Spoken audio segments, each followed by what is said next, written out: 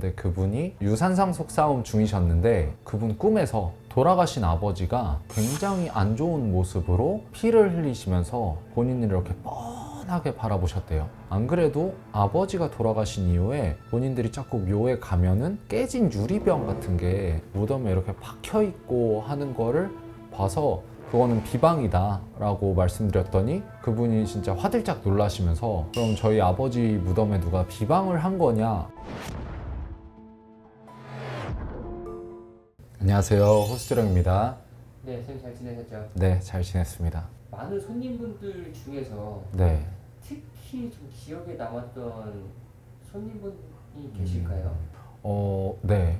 몇 분 머릿속에 이제 스쳐 지나가시는 분들이 계신데요. 네. 저번 주에 오셨던 손님 한 분이 계셨어요. 근데 그분이 유산상속 싸움 중이셨는데 요즘 들어서 일이 안 풀리고 몸이 아프고 자꾸만 재판이 딜레이 되는 것 같다고 말씀을 하시고, 또 가장 중요한 거는 그분 꿈에서 돌아가신 아버지가 굉장히 안 좋은 모습으로 피를 흘리시면서 본인을 이렇게 뻔하게 바라보셨대요. 그래서 그게 정말로 기분이 안 좋았다라고 말씀을 하셨는데 정말 심상치 않잖아요. 그래서 이분이 저 말고 원래 다른 분한테 신점을 보러 갔는데 너 그거 신병이다, 신을 받아야 된다 이야기를 하시는 걸 듣고 그게 정말 맞는지 저한테 확인하러 오셨었던 거거든요. 근데 한 번도 어릴 때부터 뭐 귀신을 본다거나 영적인 존재를 느낀다거나 이런 적이 한 번도 없어서 정말로 내가 이 길을 가야 되는 사람이 맞나? 그래서 내가 일이 꼬이나?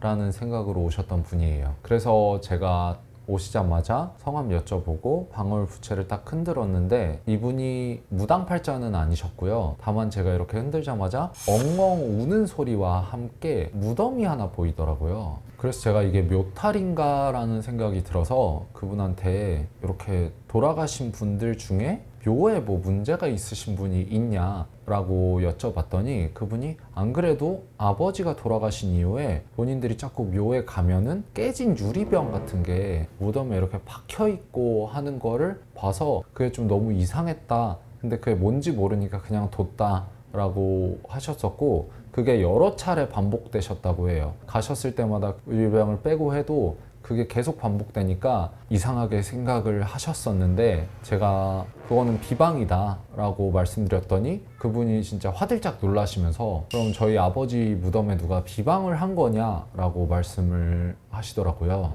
근데 제가 보기에는 이제 상속 싸움을 하는 형제 자매가 무덤가에 비방을 하는 걸로 보였습니다. 그래서 아무래도 형제 중에서 누구인 것 같다 라고 말씀을 드렸더니 그분이 정말 정신적으로 충격을 많이 받으시고 저 또한 이런 일이 실제로 있구나 라는 생각에 정말 충격을 좀 받았었습니다. 사실 정치권에서는 뭐 상대방을 좀 음해하기 위해서 상대방 부모님 묘에다가 비방을 하고 뭔가 이상한 짓을 하는 거를 가끔 가다가 저희가 뉴스에서 보잖아요. 맞아요. 그런데 피를 나눈 가족끼리도 이렇게 비방을 하는 경우가 종종 있습니다. 비방을 했다고 하면은 네. 그 사람은 왜 비방을 했을까요? 왜냐하면은 어쨌든 사실 부모님 입장에서는 상속 싸움하는 걸 그렇게 바라시지 않으세요. 어쨌든 돌아가신 분들 중에서는 형제 자매 간에 싸움이 일어나는 걸 바라지 않으시고, 제가 봤을 때는 이런 거를 함으로 인해서 좀 힘을 못 쓰게 만들려고, 조상력에서 힘을 못 쓰게 만들려고 그렇게 하는 경우가 좀 있는 것 같습니다. 묘가 자꾸 갔는데 조금 형태가 계속 이상하다든지 아니면 작은 칼이 꽂혀져 있다든지 심지어는 묘를 파헤쳐서 비방을 하고 봉분을 다시 하는 경우도 있다고 들었습니다. 정말로 부모님 입장에서 보면은 기절초풍할 일이죠. 이런 일은 절대로 하시면 안 되는 일이고 그의 결과적으로는 본인한테도 돌아온다는 거를, 왜냐하면은 본인도 부모님의 자식이잖아요. 그러면은 그 부모님을 비방을 한다고 하면은 본인한테도 안 좋은 일이 돌아올 수 있다는 걸 꼭 아셔야 돼요. 실제로 이렇게 가족 간의 상속 문제로 인해서 비방을 하거나 저주굿을 행하는 경우가 종종 있고, 저도 그런 비방이나 저주를 좀 돌려보내는 굿을 몇 번 했었거든요. 근데 가족끼리 비방이나 저주를 하고 싶다고 해서 그걸 또 행해주는 제자분들도 거액의 돈을 요구하시는 분들이 과연 정말로 제자라고 할 수 있나? 정말로 무당이라고 할 수 있나? 라는 생각이 좀 들긴 합니다.